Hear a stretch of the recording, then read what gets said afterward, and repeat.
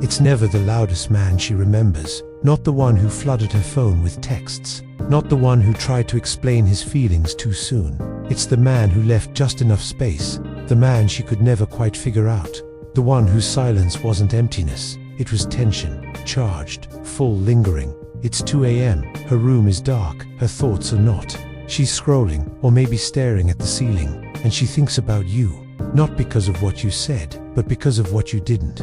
That pause in the conversation, that glance you held for just a second too long, that moment where you didn't reply, and didn't need to. You see, men chase clarity. They want to be understood, to be obvious, to be direct. But women remember the question marks. They remember the mystery. And when you're vague in the right way, not flaky, not confusing, but emotionally restrained, you leave space for her to imagine. And imagination is where obsession is born. She replays that night, that message, that energy. You didn't rush. You didn't explain. You didn't try to be perfect. You were just present, calm, certain in your silence. And that silence, it created pull. You didn't say, "I want you," but somehow, she felt it. And somehow, she wasn't sure. And that uncertainty, that's the hook. Because now her mind fills in the gaps. That's what 2 a.m. does. It turns subtle moments into emotional gravity. And while every other guy gave her answers, you gave her something more powerful. A feeling she couldn't name. A presence she couldn't decode. You were vague, not because you were hiding, but because you were whole. Because you didn't need to spill everything to be felt. And that's what stays. That's what wakes her up. That's what makes her reach for her phone and hesitate. She's thinking about you, not because you chased her, but because you didn't. Most men misunderstand how emotional connection is formed.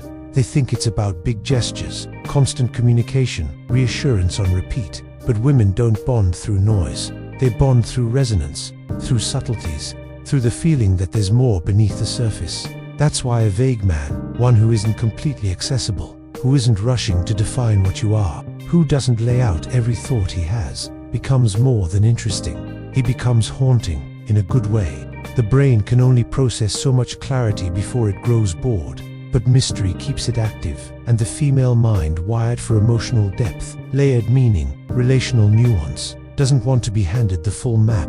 She wants to explore, discover, interpret. And when your words are just enough to open a window, not a door, she leans in, she feels something. And what she feels is hers. She made it. She wasn't told to feel it. That's what makes it powerful. The vague man is not hiding. He's shaping experience. He knows that the less he says, the more space she has to feel. And he respects that space. He doesn't rush to define the dynamic. He doesn't ask, "What are we?" after 2 dates. He lets the tension simmer, not as a tactic, but because he's not addicted to certainty. Because his identity doesn't depend on how quickly she affirms him. That's where masculine power lives, in the ability to sit in undefined connection. That's where her emotional memory starts to attach. Because she begins to question, why do I think about him so much? And the answer is simple. You didn't give her all the answers. You let her wonder. You left room. You let the silence speak. And that silence became intimacy. That's why she thinks of you at 2 a.m. Not because of what you gave her, but because of what she can't stop trying to get. Your emotional clarity, your attention, your full expression. And the more she wants it, the more she wonders.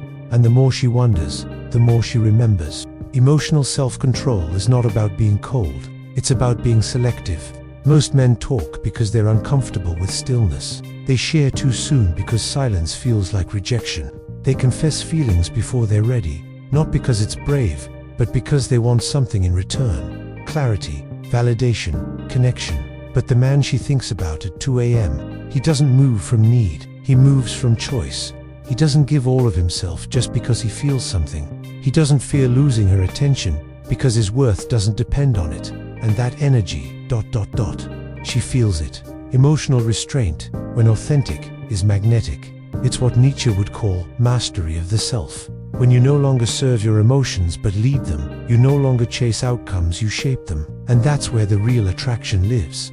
Because women don't fantasize about the man who dumps his soul at their feet. They fantasize about the man who holds his essence just out of reach, not to punish, not to control, but because he respects himself too much to make himself cheap. And every time he withholds with intention, he becomes more than a man, he becomes a feeling. a vibration in her nervous system, a question she returns to again and again. Why? Because he's present but not predictable, available but not needy, warm but not exposed. She never quite knows where she stands. And that emotional ambiguity, that's the hook. That's what keeps her attached when there's nothing concrete to hold on to. Because the vague man leaves traces, not trails. He never says too much. He never breaks his frame. He lets her think, feel, chase, wonder. He becomes the man she wants to figure out, not the man she wants to fix. And because he never gives her the full script, her mind becomes the author. She builds the meaning. She assigns the value. And what we build emotionally we fight to keep. That's why she stays. That's why she spirals. That's why even when she's with someone else, a part of her is still with you. Because you gave her the rarest gift, a memory she never fully understood. Living as the man she thinks about at 2 a.m. isn't about playing with her head. It's about walking through the world with a kind of intentional presence that most people never develop. You don't become vague by accident. You become vague by becoming full within yourself. It means that you don't speak to be heard, you speak when it matters. You don't post for attention, you move in silence. You're not hiding, you're choosing. You're not emotionally distant, you're discerning. You don't need to be mysterious. You are mystery because you don't give away access just because someone wants it. And here's the truth, the less people feel entitled to your energy, the more they value it. You hold back not to manipulate, but to protect the weight of your presence. The vague man doesn't perform emotion for connection. He feels deeply, but not publicly. He lets his energy leak slowly, not pour all at once. And in a world that overshares everything, that makes you unforgettable, because you're not predictable, you're not explainable, you're not available on demand, she can't pin you down, and that unknown becomes the thread of her attention. She thinks about you because she never finished understanding you, and her brain keeps going back because it hates open loops. So how do you live like this? You slow down. You stop proving. You lead with energy, not explanation. You become a man who is, not a man who needs. You listen more, speak less, let silence carry weight. Let your presence say what words never could. And above all, you build a world within yourself, so rich, so centered, so magnetic, that she doesn't just want to know you, she wants to feel what it is like to be let in. That's how you become the man she thinks about at 2 a.m. Not because you chased her, not because you impressed her, but because in a world full of noise, you were the quiet that stayed.